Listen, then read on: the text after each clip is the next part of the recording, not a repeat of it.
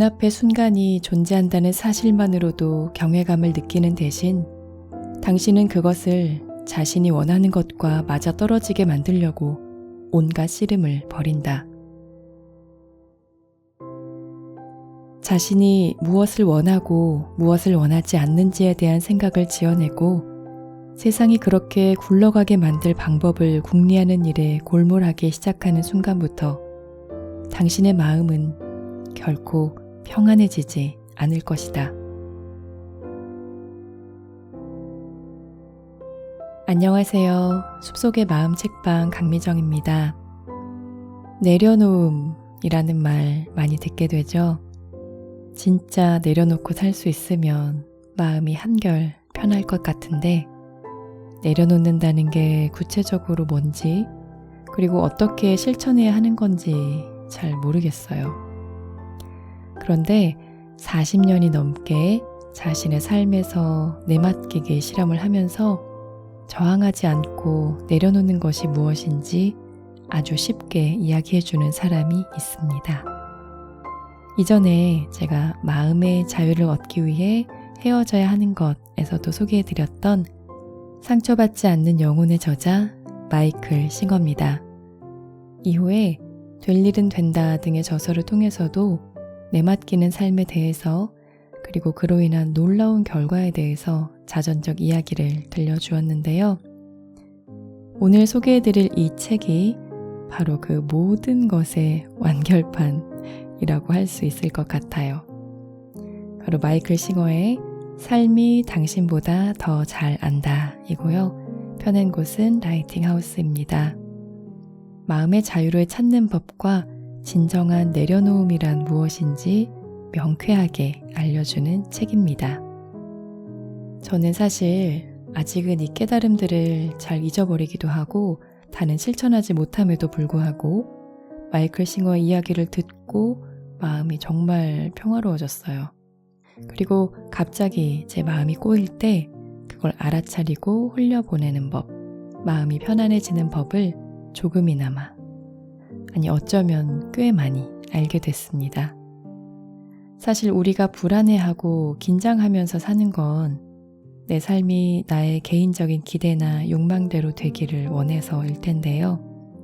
그런 것들까지 다 내려놓을 수 있을까요? 아니 그런 기대들까지 꼭 다 내려놔야 하는 걸까요? 오늘 책에서 힌트를 얻으실 수 있을 거예요. 제 마음에 와닿았던 두 부분을 읽어드릴게요.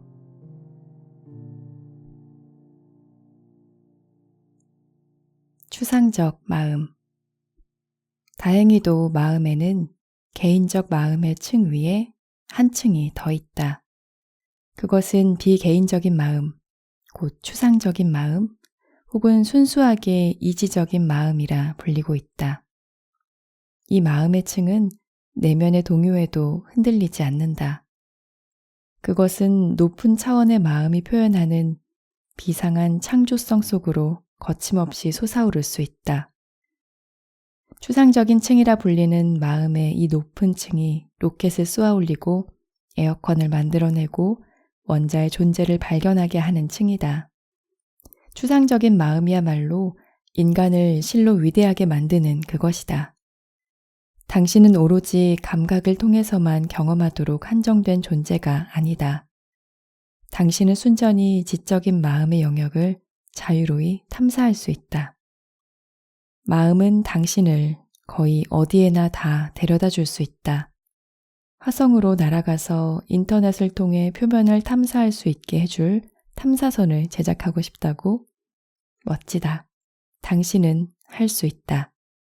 마음은 감각의 한계와 개인적인 생각의 울타리 너머로 확장해 갈 수 있으니까. 마음은 다양한 차원에서 작동할 수 있다. 문제는 그 마음을 가지고 당신은 지금 무엇을 하고 있느냐는 것이다.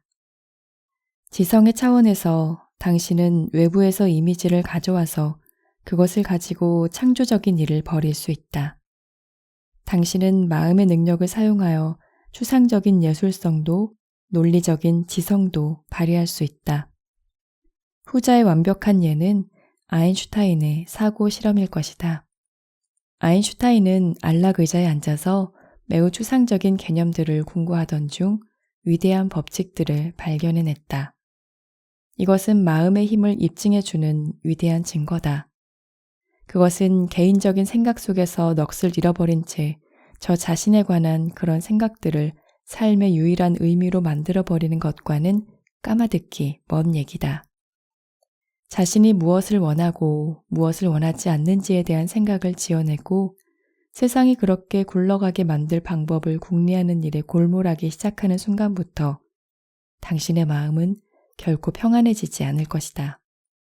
추상적인 생각의 위대한 힘은 깡그리 잊혀져 갈 것이다. 자신에게서 주의를 빼낼 줄을 모르기 때문이다.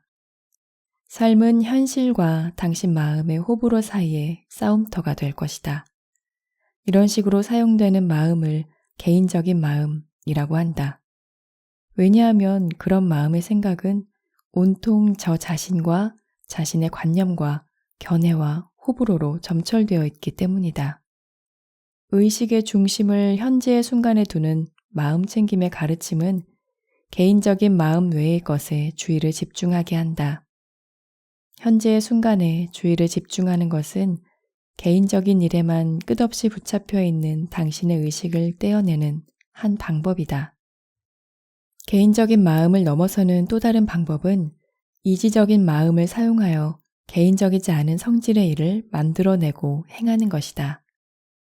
문제 해결책을 연구하는 엔지니어가 되거나 질병을 연구하여 치료법을 개발하는 의학자가 되는 것도 여기에 포함된다. 예술, 컴퓨터공학, 수학 이런 것도 모두 비개인적인 마음을 사용하는 아름다운 본보기다. 마음은 훌륭한 것이다. 마음은 당신의 모든 개인적인 호불호를 저장해놓고 온 세상이 거기에 맞춰 굴러가리라고 억측하는 데 사용하라고 있는 것이 결코 아니다. 외부 세계가 당신이 마음속에 저장해 놓은 것들의 성미에 딱 맞게 펼쳐지지 않는 것은 당연한 일이다.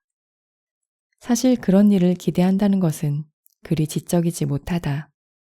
과거에 좋았거나 나빴던 경험에 비추어서 당신이 원하는 대로 삶이 굴러가게 만들려고 버둥대는 싸움에 평생을 바치는 것이 정말 지성적인 짓인가? 삶을 원하는 길로 굴려가려고 오매불만 걱정하며 버둥댄다면 어찌 삶을 즐길 수 있겠는가? 하지만 그것이 우리 모든 사회가 하고 있는 짓이고 거의 모든 인간이 여태껏 해온 짓이다. 인간은 단지 그런 짓을 그만둘 만큼 충분히 진화하지 못한 것이다. 부자인 사람들, 가난한 사람들, 아픈 사람들, 건강한 사람들, 결혼한 사람들, 독신인 사람들, 그들은 모두가 똑같이 묶여 있다. 원하는 것을 얻는다면 그런 대로 괜찮다. 원하는 것을 얻지 못하면 그들은 크든 작든 고통을 겪는다. 다행히도 당신은 이렇게 살 필요가 없다. 삶을 사는 훨씬 더 차원 높은 방식이 있다. 하지만 그것은 당신이 마음을 대하는 방식과 자기 앞에 펼쳐지는 삶을 대하는 방식을 바꾸기를 요구한다. 높은 차원으로의 이 같은 변신을 이해하기 위해서 먼저 당신이 무엇을 원하고 원하지 않는지를 결정하게 된 경위를 살펴보자. 주의를 기울여보면 호불호가 정해지게 한 것은 과거의 경험들임을 깨달을 것이다. 백지 상태에서 어느 날 갑자기 그 모든 것을 지어낸 것은 아니다. 당신의 관점, 견해, 호불호는 과거에서 온 데이터를 바탕으로 형성됐다. 예컨대 당신은 애정관계에 대해서는 아무런 걱정이 없었다. 그러다 문득 친구가 헤어져서 비참하게 살고 있다는 소식을 듣는다. 그러자 갑자기 자신의 애정관계가 걱정되기 시작한다. 친구의 소식을 듣기 전에는 괜찮았다. 하지만 지금은 그렇지 않다. 당신은 결별이라는 개념을 마음속에 저장했다. 그게 당신과는 사실 아무런 상관도 없었는데도 말이다. 당신은 그것을 개인적으로 받아들인 것이다. 어떤 정보를 마음속에 가두어 두게 되는 일 없이 처리하는 것이 가능할까? 물론 그렇다. 한 친구가 어떤 문제를 겪고 당신에게 그것을 하소연했다. 그것은 마음속으로 들어와서 의식을 지나가고 당신은 동정심을 느꼈다. 사실상 그 과정은 당신을 더 큰 존재로 만들어 주었다. 당신은 삶의 현실을 마음속에 가두어두지 않고 온전히 소화할 수 있었다. 그것을 나중에 상기하고 싶다면 의지로서 있는 그대로를 기억에서 꺼내어 볼 수 있다. 하지만 그것이 저 혼자서 자꾸 돌아와서 나타나지는 않을 것이다. 그것은 의식적인 마음 속에 갇히거나 잠재의식 속에 묻히지 않았으므로 당신의 삶에 해로운 영향을 주지 않는다. 그 경험을 다룰 수 있었으므로 사실 당신은 더 나은 사람이 되었다. 그러나 만일 그 경험을 저항 없이 다루지를 못했다면 그것은 의식적인 마음 속에 갇힌 채 남아서 마음을 황폐화할 것이다. 더 심하게 저항하면 그것은 잠재의식 속에 묻힌 채 곪아서 그 교란된 상태를 마음속에 온통 퍼뜨려 놓을 것이다. 어느 경우든 간에 당신은 자신이 두려워하는 것을 마음속에 담아놓고 있게 된다. 그러면 당신은 자신의 생각을 두려워하게 될 것이다. 어찌 그러지 않을 수 있겠는가? 당신은 불쾌한 생각들을 마음속에 잔뜩 수집해 놓았고 그것들은 수시로 자꾸 돌아올 것이다. 이제 그 안에서 살기 위해서는 외부에서 어떤 일이 일어나야만 괜찮아질지를 궁리하기 위해 마음의 분석적인 부분까지 동원해야 한다.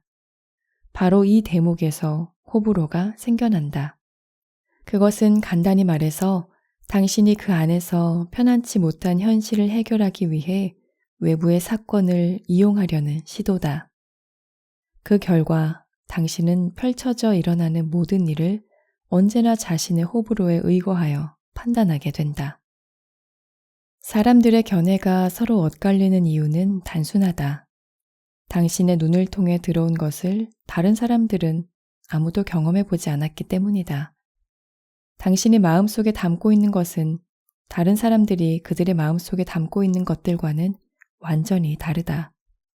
당신의 마음속에 있는 데이터는 당신이 한 경험에서 나온 것이므로 남들과 같을 수가 없는 것이다. 그 경험은 다른 누구도, 당신의 배우자도, 자녀들도, 친구들도 해보지 않았다. 아니, 그들의 경험과 비슷하지도 않다. 과거의 경험만 달랐던 것이 아니라 그것을 처리하는 방식도 달랐다. 우리는 사회적으로 받아들여지기 위해서 다른 사고방식에 순응하도록 자신을 얼마든지 강요할 수 있다. 하지만 그것은 그 안의 삶을 더욱더 복잡해지게 만들 뿐이다.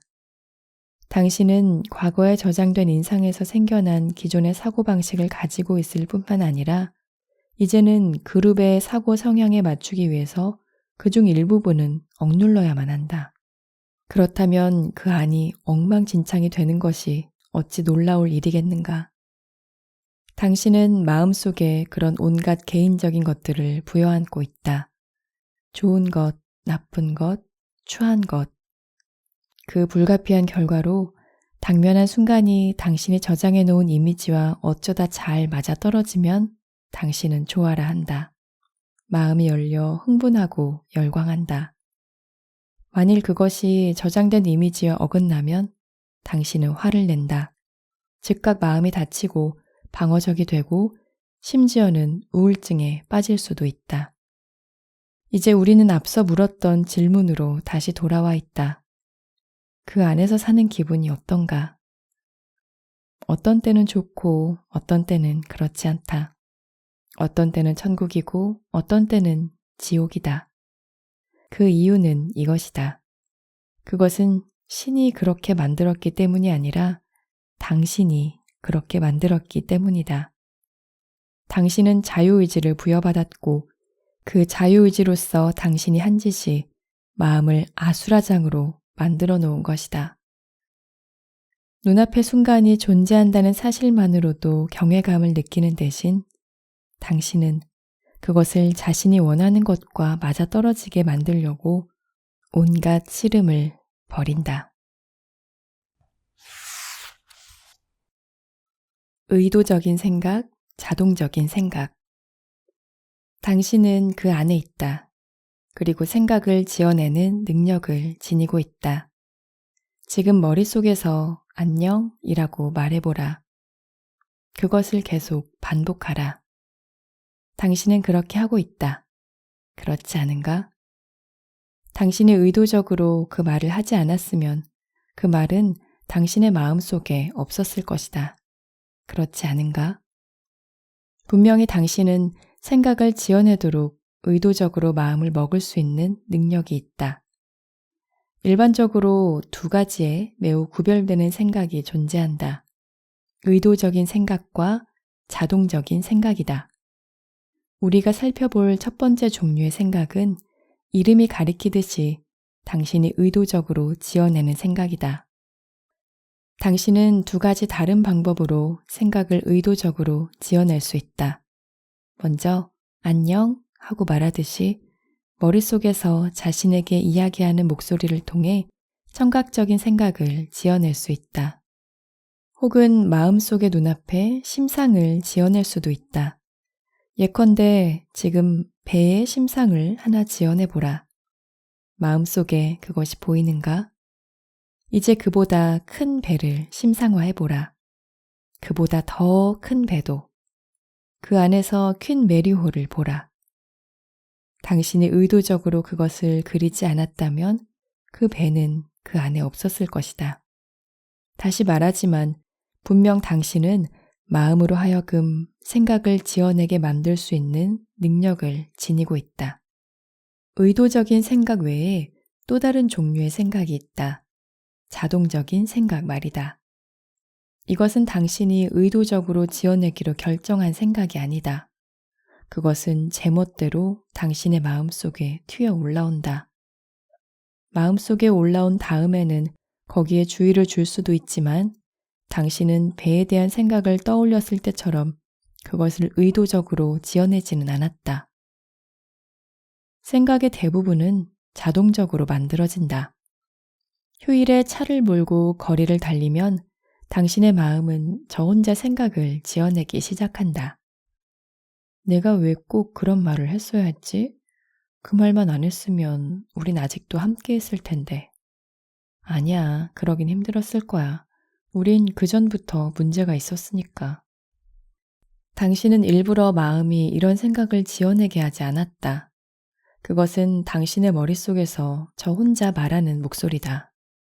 이런 일이 저절로 일어난다는 게 의심된다면 얼마 동안이든 그 목소리를 멈추려고 해보라. 마음속에 스트리밍 되는 그런 생각들은 금방 되돌아올 것이다. 누가 3시에 전화를 하기로 했는데 3시 반이 되도록 전화가 오지 않고 있다고 해보자. 그 30분 동안 어떤 일이 일어나는가? 당신의 마음은 저 혼자 온갖 생각을 만들어낸다. 당신은 의도적으로 이렇게 결정하지 않는다. 이 일에 대해 걱정하고 싶어. 그래, 마음아. 걱정하는 생각을 지어내기 시작해. 사고를 당한 걸까? 아니면 날 바람맞히는 걸까? 당신은 이렇게 하지 않는다. 마음이 저 혼자서 그 모든 짓을 벌이고 있는 것이다. 그것은 그리 의미 있는 생각도 아니다. 파괴적인 생각들이다. 그것은 당신의 30분을 망쳐놓고 있다. 그렇다면 이것이 궁금해진다. 30분 동안이나 전화를 기다린 판에 당신은 또 왜 자신을 비참하게 만들고 싶어 하는가? 글쎄, 객관적으로 보자면 당신은 그러길 원하지 않는다. 당신의 마음이 당신 대신 그러고 있는 것이다. 주의를 기울여보면 당신은 마음이 대부분의 생각을 저 혼자서 만들어낸다는 것을 깨닫게 될 것이다. 그것은 쉬지 않고 계속된다. 샤워할 때 마음을 지켜보라. 운전할 때도 자신을 지켜보라. 일하다가 쉴 때 자신을 지켜보라. 마음이 끊임없이 생각을 지어내고 있는 것을 볼 것이다.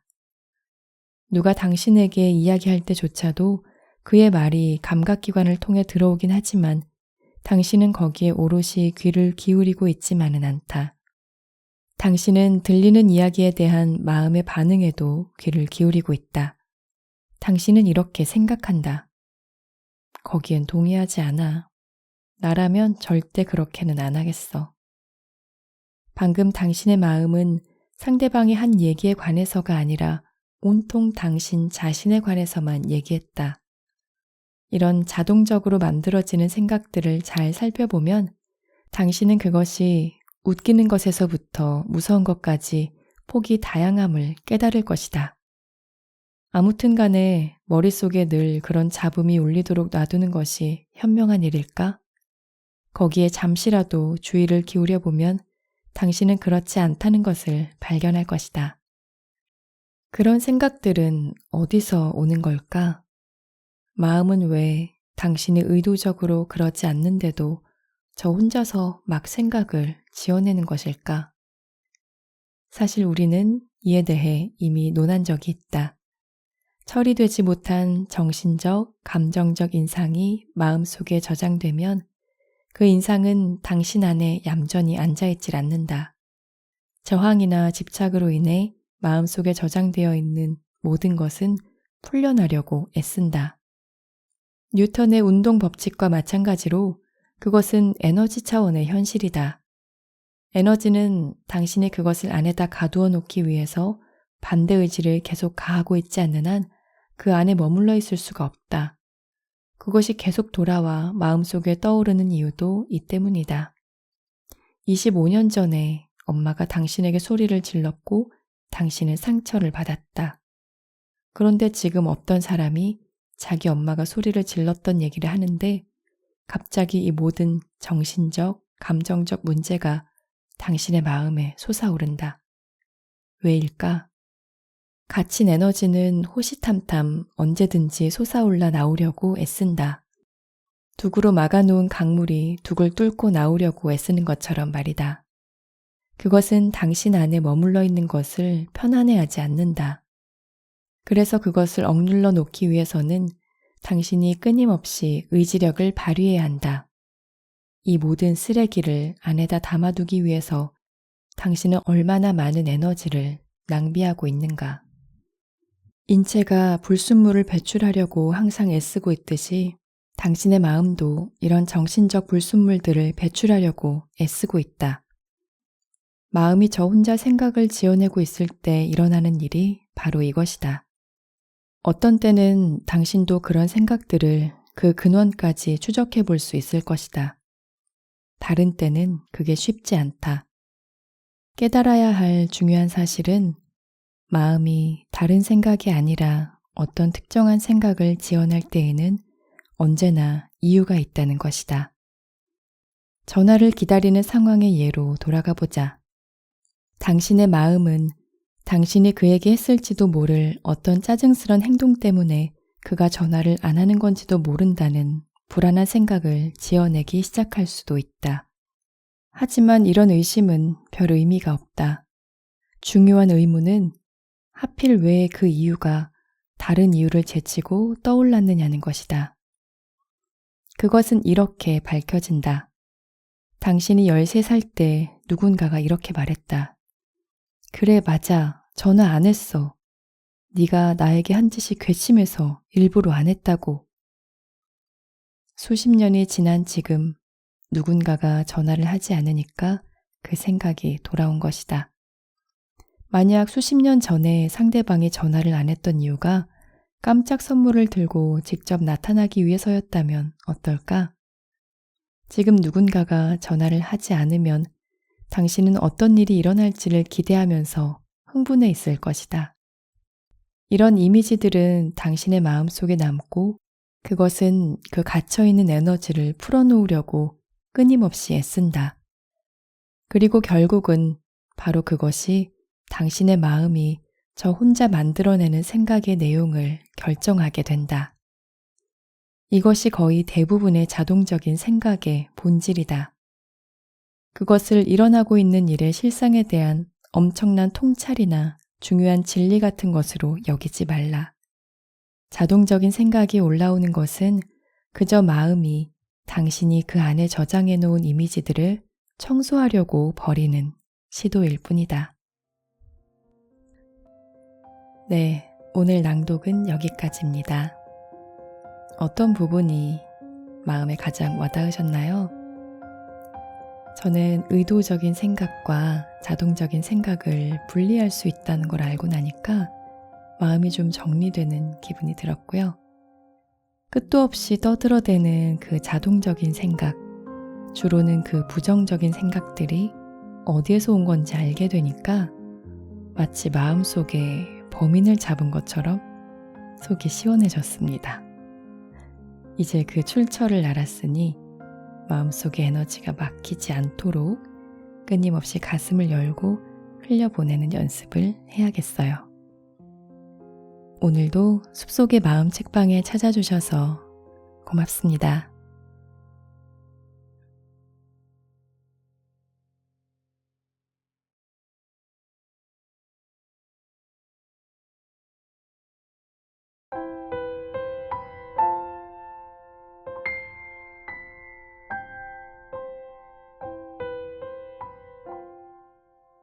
당신 앞의 순간이 원하는 대로 펼쳐지지 않을 때 당신은 괴로워하고 성미에 맞으면 기뻐한다. 우주의 모든 순간들은 그저 우주의 순간들이다. 이 비개인적인 순간들에 개인적인 기대를 갖다 붙여서 개인적인 것으로 보이게 만드는 것은 당신 자신이다. 안녕하세요. 숲속의 마음 책방 강미정입니다. 오늘 하루 보내면서 기분 좋은 일이 있었나요? 아니면 오늘 내가 원하는 대로 되지 않아 마음이 불편해졌던 일이 있었나요? 어떤 일이 여러분을 기분 좋게 했을지, 혹은 어떤 사건이 여러분을 괴롭혔을지 궁금해지네요. 오늘은 마이클 싱어의 신작 삶이 당신보다 더 잘한다를 소개해 드리려고 하는데요. 그는 책에서 이런 말을 합니다. 눈앞의 순간이 우리를 괴롭히고 있는 게 아니라 눈앞의 순간을 두고 우리가 우리 자신을 괴롭히고 있는 것이라고요.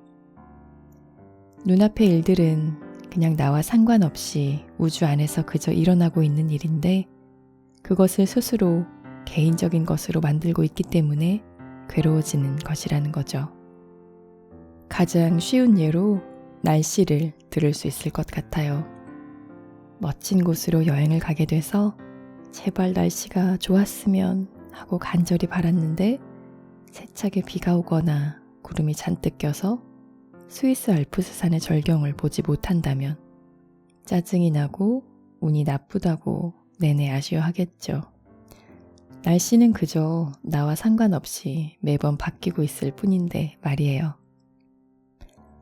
저도 날씨의 영향을 많이 받는 편이라서 그런 상황에서 비가 오는구나 하고 아무렇지도 않게 그냥 수용하기는 쉽지 않을 것 같아요. 하지만 마이클 싱어의 이 책을 읽다 보면 스스로가 얼마나 발버둥치며 자신을 괴롭히고 있는지 깨닫게 되면서 상당 부분 답답하고 괴로운 마음에서 벗어날 수 있더라고요. 오늘은 내 마음이 괴로워지는 이유와 마음의 난장판에서 해방되는 법에 대해 들려드릴게요. 당신 앞의 순간.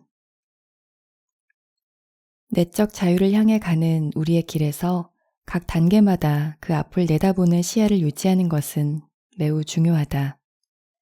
우리가 수시로 돌아가야 할 든든한 땅은 의식의 자리에 당신이 있다는 사실이다. 당신은 자신이 거기에 있음을 안다. 아니, 자신이 그 안에 있다는 것을 늘 알고 있었다. 하지만 당신은 외부 세계와 마음속에서 일어나고 있는 일들에 너무나 매몰된 나머지 자신이 그 안에 있다는 사실에는 주목하지 않았다. 의식의 근원에는 주목하지 않고 의식의 대상들 속에서 정신줄을 놓아버린 것이다. 영적 깨어남이란 대상들에 얽매여 있던 의식을 노연하게 하는 과정이다. 이를 위해서는 날마다 마주하는 의식의 대상들의 본질을 이해하는 것이 큰 도움이 된다. 이제 외부 세계부터 탐사를 시작해 보도록 하자. 당신이 오감을 통해 받아들이는 것들은 나날의 경험에서 매우 중요한 부분이다. 당신은 날마다 시각, 청각, 미각, 후각, 촉각 신호의 끝없는 홍수 속에 빠져 있다. 참나, 곧 내면에서 살고 있는 그 의식적 존재가 된다는 것이 과연 어떤 것인지를 탐사해 보려면 그보다 먼저 시간을 두고 외부 세계를 철저히 이해할 필요가 있다. 왜냐하면 외부 세계야말로 당신 삶의 가장 주된 부분을 차지하고 있기 때문이다. 저 밖에는 실제로 무엇이 있고 그것은 어디서 생겨나왔으며 그것과 당신의 관계는 무엇일까? 주변 세계와 당신 사이의 관계부터 탐사해보자. 우선 당신은 아마도 동의하지 않을 것 같은 한 선언을 들어보라. 바로 지금 당신 앞에 이 순간은 당신과는 아무런 관계도 없다. 이 말에 반박하려고 나서기 전에 당신 앞에 이 순간을 그저 한번 바라봐 보라. 그에 대해서 아무것도 하지 말라. 그것에 대해 심사숙고하지도 말고 긍정적으로 생각하려 들지도 말라. 그저 내 앞에 한 순간이 놓여 있음을 알아차리라. 이제 왼쪽을 보라. 또 다른 한 순간이 당신 앞에 놓여 있다. 오른쪽을 보라. 또 다른 한 순간이 당신 앞에 놓여 있다. 그 순간들은 당신이 보기 전부터 거기에 있었다. 그리고 당신이 보고 나서도 여전히 거기에 있을 것이다. 바로 지금 세상에는 당신이 보지 못하고 있는 얼마나 많은 순간들이 존재하는가? 온 우주에는 또 어떤가? 그 순간들이 당신과는 아무런 상관이 없다는 사실을 당신은 인정해야만 한다. 그 순간들은 그 자체로서 존재하며 그 순간을 둘러싸고 있는 모든 것과의 관계 속에 있다. 그 순간들은 당신이 만들지 않았고 당신이 그것을 오고 가게 하지도 않는다. 그것은 그저 거기에 있다. 당신 앞의 순간은 당신이 그것을 보고 있지 않을 때조차 존재하는 우주 속 또 하나의 순간일 뿐이다. 그것은 전혀 개인적인 것이 아니다. 그럼에도 불구하고 당신 앞의 순간은 비개인적인 것처럼 보이지 않는다. 그것은 매우 개인적인 것처럼 보인다. 그래서 그것이 그토록 많은 문제를 일으키는 것이다. 당신 앞의 순간이 원하는 대로 펼쳐지지 않을 때 당신은 괴로워하고 성미에 맞으면 기뻐한다. 앞으로 살펴보겠지만 이것은 당신이 그 순간 속에 갖다 붙이는 어떤 것 때문에 그렇게 된다. 그것은 그 순간 자체에 내재하는 것이 아니다. 우주의 모든 순간들은 그저 우주의 순간들이다. 이 비개인적인 순간들에 개인적인 기대를 갖다 붙여서 개인적인 것으로 보이게 만드는 것은 당신 자신이다. 사물을 바라보는 우리의 습관적인 방식을 내려놓기가 얼마나 어려운지에 대한 첫 번째 깨달음이 바로 이것이다. 지금 이 순간 머나먼 오지에서 일어나고 있는 일이 우리와는 아무런 상관도 없다는 사실은 누구나 당연하게 받아들인다. 마찬가지로 토성의 고리와 목성의 폭풍과 화성의 사막이 우리와 아무런 상관이 없다는 사실을 받아들이는 것도 전혀 어려운 일이 아니다. 달리 말해서 99.9999% 이상의 우주가 우리와는 아무런 상관도 없다. 하지만 어떻게든 그중 0.0001%는 상관이 있다. 어느 곳에 0.0001%일까? 바로 당신의 눈앞에 있는 부분이다. 당신이 그것을 바라보고 있다는 이유로 그것은 더 이상 비개인적인 우주의 것이 아니라 어떻게든 개인적인 것이 되어버렸다. 문제는 여태껏 당신이 그 순간에다 개인적인 기대를 갖다 붙임으로써 그것을 정말 중요한 것으로 만들어 놓았다는 사실이다. 하지만 당신 앞에 놓인 순간을 보지 못하는 수십억의 사람들에게는 그것이 아무런 문제도 안 된다는 사실에 주목하라. 그들은 그것에 전혀 무관심하다.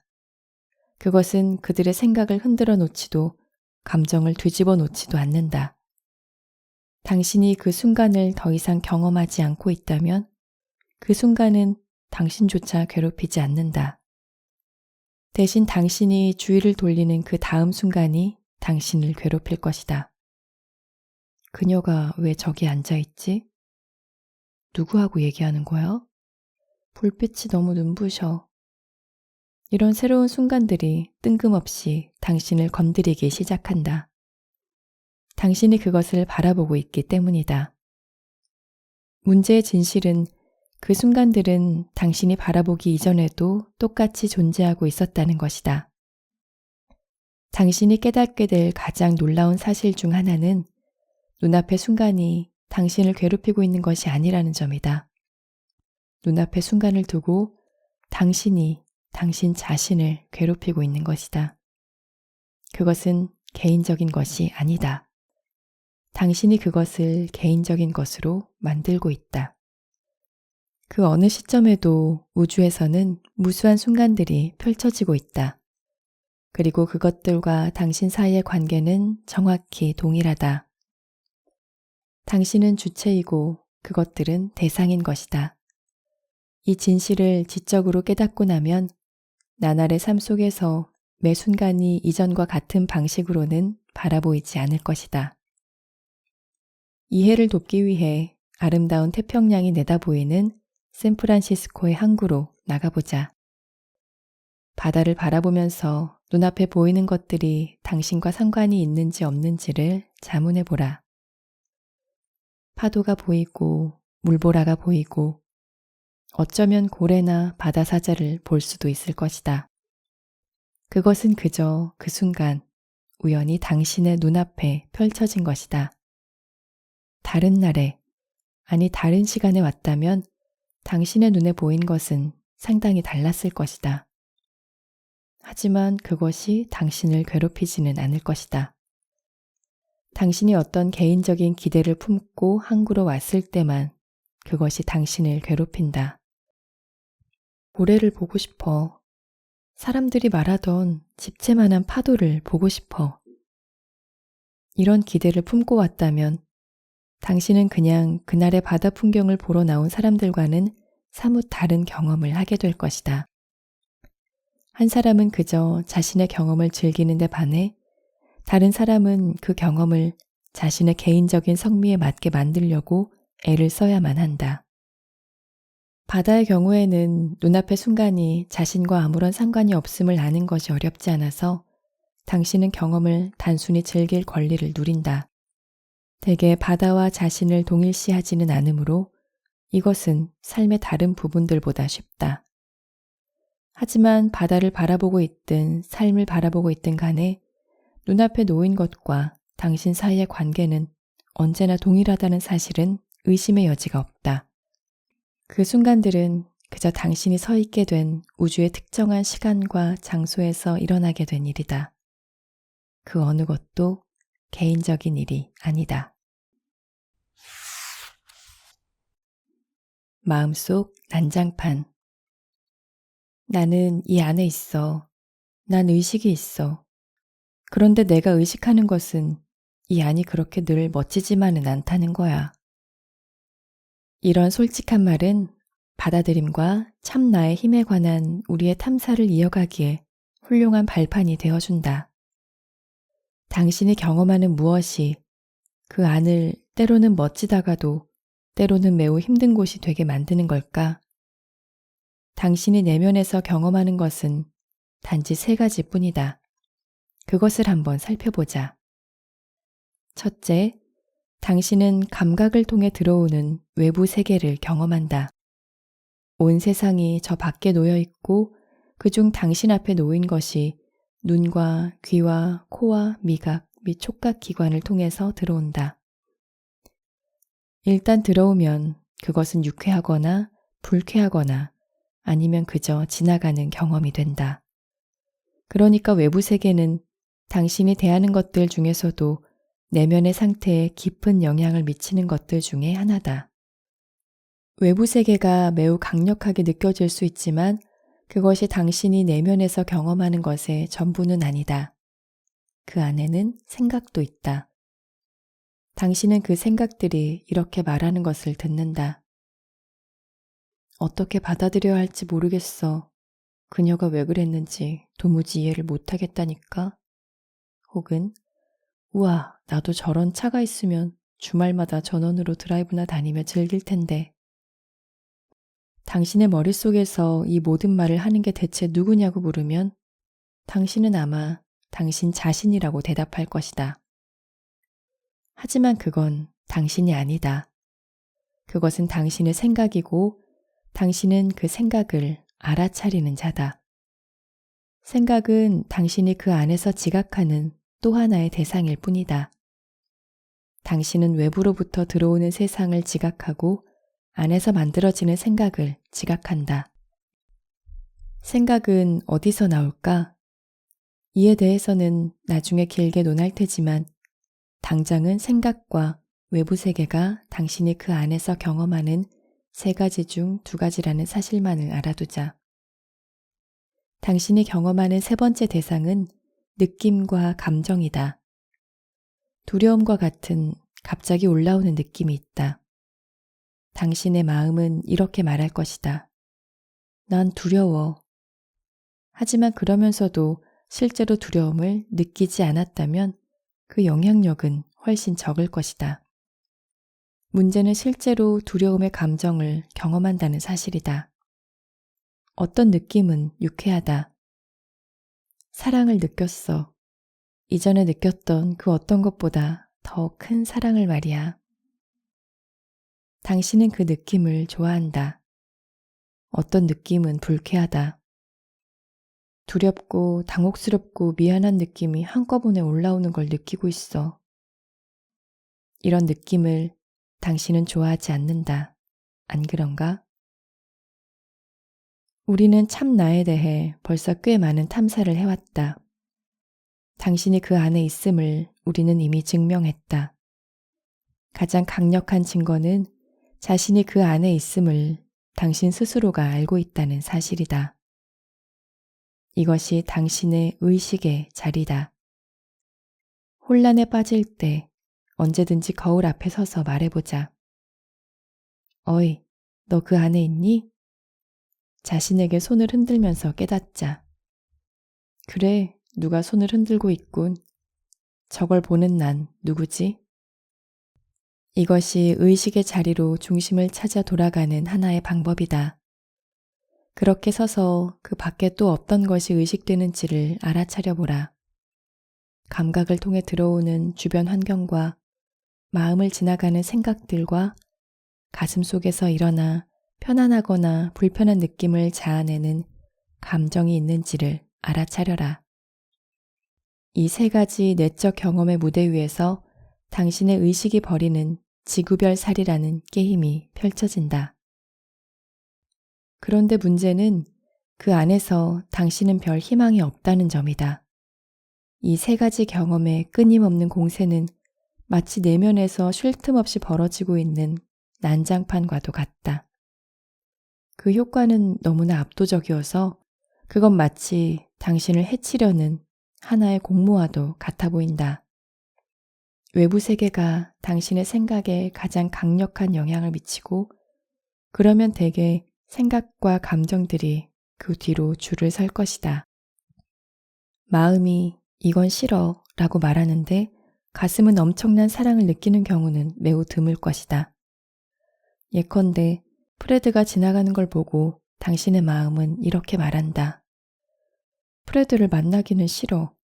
지난번에 다퉜는데 지금 만나는 건 불편해.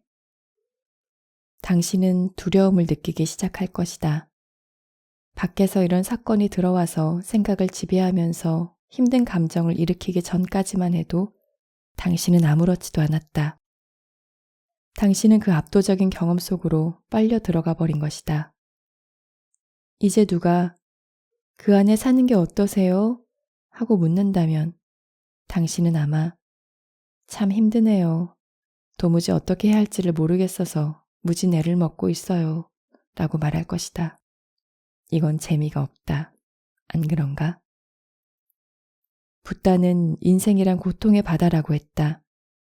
그가 비관적으로 말한 것이 아니다. 실제로 인생은 고해다.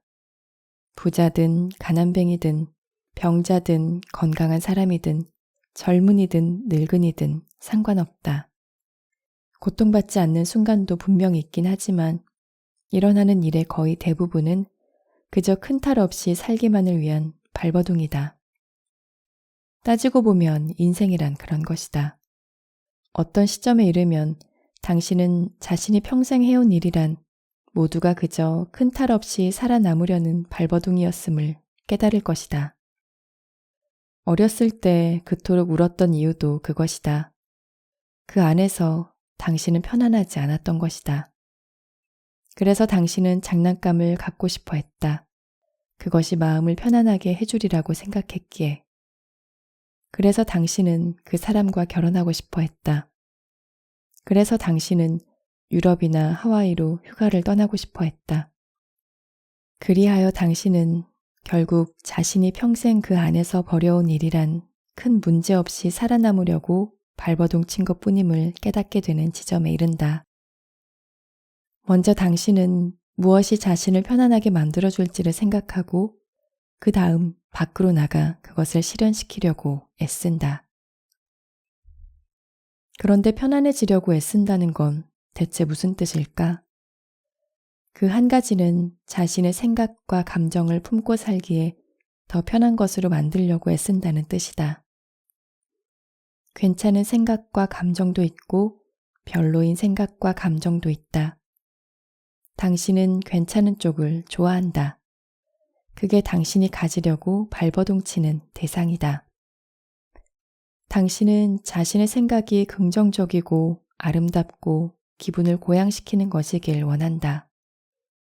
문제는 그 안으로 들어와서 당신의 생각과 감정을 매우 구린 것으로 만들어 놓는 외부 세계의 현실이 존재한다는 사실이다.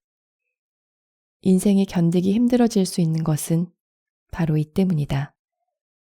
세상과 당신의 생각과 감정의 상호작용은 매우 흥미로운 의문을 제기한다. 이 세 가지 것들은 대체 무엇이며 대체 어디서 오는 걸까? 당신은 그것을 어느 정도까지 제어할 수 있을까? 그것이 왜 어떤 때는 당신을 기분 좋게 만들고 어떤 때는 기분 나쁘게 만드는 걸까? 우리는 이런 의문들을 속속들이 살펴볼 것이다. 그러고 나면 당신은 정말 중요한 것은 생각도 감정도 외부 세계도 아니라는 사실을 깨달을 것이다. 진정으로 중요한 것은 그 안에서 그것들을 경험하고 있는 당신이다. 당신은 잘 지내고 있는가? 우리가 알게 될 것은 그 안에 당신이야말로 당신이 여태껏 경험해 본 그 어떤 것보다도 더 높은 존재라는 사실이다. 이 모든 것을 보고 있는 그는 온 우주에서 가장 아름다운 존재다. 마침내 참 나의 자리로 돌아가는 길을 찾는 때가 온다면 이것이 바로 당신이 깨닫게 될 사실이다. 이것이 그리스도께서 가르치신 것이요, 붓다께서 가르치신 것이요, 모든 전통의 위대한 영적 스승들이 가르치신 것이다. 왕국은 그대 안에 있다. 그 안에 그대는 신의 모습으로 지어진 위대한 존재다. 하지만 그것을 알려면 그대 자신을 마음속의 소란스러운 난장판에서 해방시켜야만 한다.